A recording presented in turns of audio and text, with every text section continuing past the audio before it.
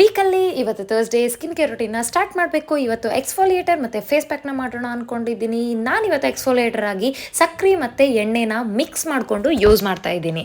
So ಇದ್ರದ್ದು benefit ಏನಪ್ಪ ಅಂತಂದರೆ, ನಿಮ್ಮ ಫೇಸ್ಗೆ ಸಕ್ಕರೆ ಮತ್ತು ಎಣ್ಣೆನ ಮಿಕ್ಸ್ ಮಾಡಿಕೊಂಡು ಜೆಂಟಲಾಗಿ ಸರ್ಕ್ಯುಲರ್ ಮೋಷನಲ್ಲಿ ಸ್ಕ್ರಬ್ ಮಾಡಿ ಇದು ನಮ್ಮ ಫೇಸಲ್ಲಿರುವಂಥ ಡೆಡ್ ಸ್ಕಿನ್ ಸೆಲ್ಸ್ನ ರಿಮೂವ್ ಮಾಡಿ ನಮ್ಮ ಸ್ಕಿನ್ನ ಸ್ಮೂತ್ ಆ್ಯಂಡ್ ಗ್ಲೋಯಿಂಗ್ ಆಗಿ ಮಾಡೋದಕ್ಕೆ ಎಕ್ಸ್ಫೋಲಿಯೇಟರ್ ತುಂಬ ಯೂಸ್ಫುಲ್ ಆಗುತ್ತೆ.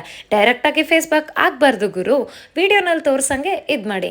ನಾನು ವೀಕ್ಲಿ ಸ್ಕೆಡ್ಯೂಲ್ನ ಕೂಡ ಒಂದ್ಸರಿ ತೋರಿಸ್ಬಿಡ್ತೀನಿ, ಸ್ಕಿನ್ ಕೇರ್ನಲ್ಲಿ ಫಾಲೋ ಆಗಿಬಿಡಿ.